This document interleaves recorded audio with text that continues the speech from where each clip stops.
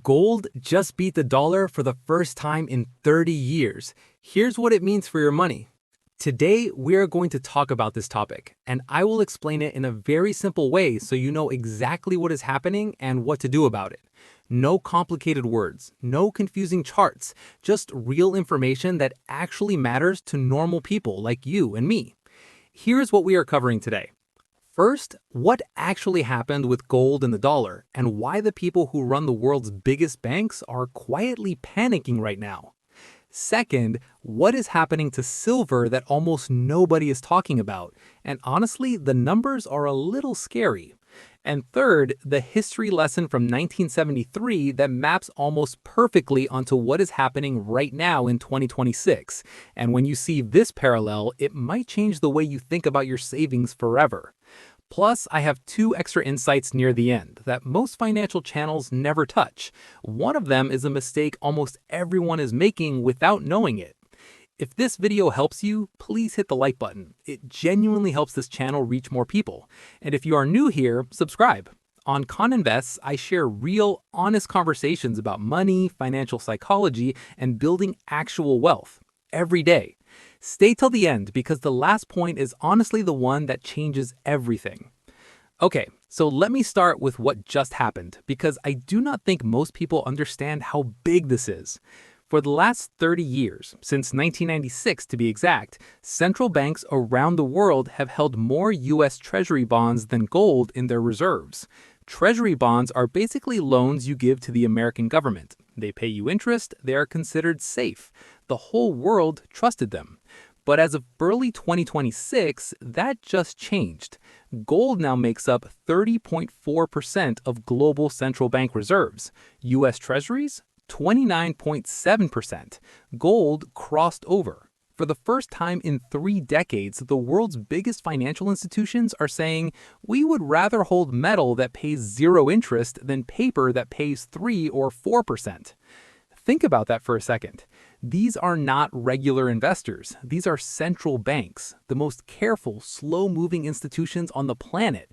They do not make sudden moves. When they move, it's because they've been watching something for a long time and they finally decided they can't wait anymore. And what they are saying through their actions is simple. We don't trust the paper as much as we used to. Now, why? Why would you give up a 3 or 4% annual return just to hold a shiny piece of metal in a vault? Here's the honest answer. Because the math on American debt is breaking. The United States now owes $38.43 trillion, and every 100 days it adds roughly 1 trillion more. Not per year, every 100 days. And the interest it pays on that debt, just the interest, is now over $1 trillion per year. That's more than the US spends on the military. So when the rest of the world looks at that number, they're doing math. And the math says this paper is built on a promise, and the promise is getting harder to keep. That's why central banks are moving to gold. Not because gold went up in price, because the alternative is starting to crack. And here's something else the mainstream media barely mentioned. The dollar share of global reserves just hit a 30-year low of 56.9%, confirmed by the IMF. The dollar is still the biggest player, yes, but it's shrinking, slowly, steadily, every single year. Most people have no idea this is happening, and that's exactly the problem. But if you think the gold story is alarming, wait till you hear what is happening with silver. Okay, so here's where things get a little uncomfortable, honestly. While everyone is talking about gold, something very strange is happening in the silver market. The vaults are emptying, not slowly, rapidly, and it's happening across every major exchange at the same time. Let me give you the numbers because I want you to actually see this. COMEX, that's the biggest silver futures exchange in the world, based in New York, had over 530 million ounces of silver in October 2025. By early 2026, it had dropped below 100 million ounces. That's more than an 80% collapse in roughly 5 months. The Shanghai Gold Exchange, down over 60%. The Shanghai Futures Exchange, running on almost nothing. Now, someone is taking this silver off these exchanges. Someone is converting their paper silver positions into actual physical metal and removing it from the system. And when physical silver leaves an exchange, it usually doesn't come back quickly. Here's why this matters to you even if you don't own silver. The price you see on your screen, $84, $85 per ounce, that's a price based on paper contracts. It assumes there's enough physical metal in the vaults to back those contracts. But when the vaults are nearly empty, that assumption starts to break. In fact, here's something wild that actually happened. In early 2026, silver in Shanghai was trading at over $102 per ounce, while Western markets were still showing $82. Same metal, same world, $20 difference. That gap is the physical market and the paper market disagreeing. And when that disagreement gets big enough, one of them snaps. My name is Khan, by the way, and I genuinely spend probably too much time tracking these numbers because I think most people deserve to understand what is going on in markets that affect their daily life, even if they never buy a single ounce of silver. And there's one more thing I need to tell you about silver supply that makes this even more serious. Mexico produces about 24% of the world's silver. 1 in every 4 ounces comes from Mexico. And in January 2026, 10 workers at a major silver project in Sinaloa, Mexico, engineers, technicians, regular working people, were kidnapped. Their families couldn't pay the ransom. All 10 were killed. I'm saying that not to be dramatic. I'm saying that because when the world's largest silver producer has a security crisis this severe, mines shut down, workers stop showing up, production stops, and silver that was supposed to come to market doesn't come. The supply is already tight. Now it's getting tighter, and the vaults are already nearly empty. You connect those two things and the picture becomes very clear. Stay with me, because the next part is where history gives us a roadmap, and it's almost too precise to ignore. Let me take you back to 1973 for a minute. That year, OPEC, the oil-producing countries, cut off oil to the United States. Prices quadrupled almost overnight. The economy went into shock. Inflation exploded. Everything got expensive fast. And here's what happened in the markets. For the first 6 weeks after the oil shock, gold miners went basically sideways. The price barely moved. People were confused. They said, "The world is falling apart. Oil is through the roof. Why is gold not reacting?" Then the reaction came. Gold miners went up 193%. The stock market went down 48% in the same time window.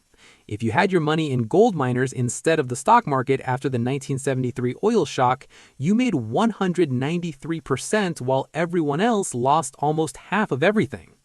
The difference between those two outcomes was simply understanding what was happening before the market figured it out. Now, look at today. Right now, in 2026, the Strait of Hormuz, a narrow waterway in the Middle East that carries 25% of the world's maritime oil, is effectively closed because of the war with Iran. Oil prices are spiking. Inflation is back. Energy costs are rising. It's the 1973 oil shock playing out again. And gold and silver have been going mostly sideways for the past 5 to 6 weeks. Almost exactly the same delay as 1973. The market hasn't figured it out yet, just like back then. And JP Morgan, one of the world's biggest banks, has already set a gold price target of $6,300 by the end of 2026. Gold is currently around $5,100. That's a significant move they're projecting. I'm not making a prediction here, I'm just showing you the historical parallel and letting you think about what it means.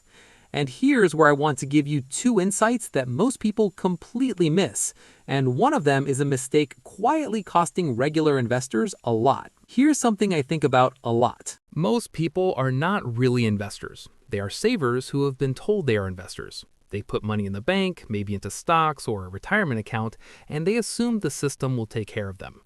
But the system is built on paper currency, paper bonds, paper contracts, and what we are watching right now, slowly, quietly, is the world's most powerful institutions starting to question that paper. Central banks hold more gold than US Treasuries now. BRICS nations together hold over 6,000 tons of gold, about 20% of all central bank gold in the world.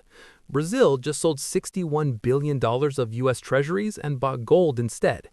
These are not conspiracy theories. This is happening, publicly, with data. The mistake most regular people make is waiting for the mainstream media to tell them it is serious. But by the time it is on the front page of every newspaper, the move has already happened. The opportunity has already passed. The shift in identity from "I trust the paper" to "I understand what backs the paper," that is not a financial decision. That is an awareness decision, and it is free. Here is one more thing that got almost zero mainstream coverage. In February 2026, Idaho state legislature formally introduced a bill urging the U.S. Congress to create something called Treasury Trust Bonds, government bonds that, at maturity, you could cash in for either dollars or a fixed weight of gold. Your choice. This was backed by Judy Shelton, a former Federal Reserve Board nominee. The proposed launch date, July 4, 2026, America's 250th birthday. A state legislature formally asking the federal government to back its bonds with gold in 2026. 5 years ago, that would have been dismissed as French. Today, it passed the Idaho Senate floor. Utah and Wyoming have already recognized gold and silver as lawful money. The political direction is clear. Hard assets are coming back into the conversation, not as a fringe idea, but as a serious policy response to a debt problem that has no other clean solution. I am not saying this means the dollar collapses tomorrow. I am saying the smart, careful people, the ones who move slowly and do not make noise, are repositioning, and they have been for a while. So let me bring this together simply. Gold has overtaken US Treasuries in global central bank reserves for the first time since 1996. Silver vaults are draining at a historic pace across every major exchange. Mexico's silver supply is under real threat. Idaho is asking Congress to back bonds with gold. And the energy crisis unfolding right now mirrors 1973 almost week for week. None of these things alone is a signal. Together, they're telling a story. A story about a financial system that ran on paper for 30 years and is quietly, slowly starting to ask harder questions about what that paper is actually worth. You do not have to panic. You do not have to make dramatic moves, but you do have to pay attention. Because the people who paid attention in 1973 before the market caught up ended up in a very different place than the people who waited for confirmation. That's all I want for you. Just awareness. Just clarity. Thanks for watching. If this helped you even a little bit, like the video and subscribe to Con Invests. More of this coming every week.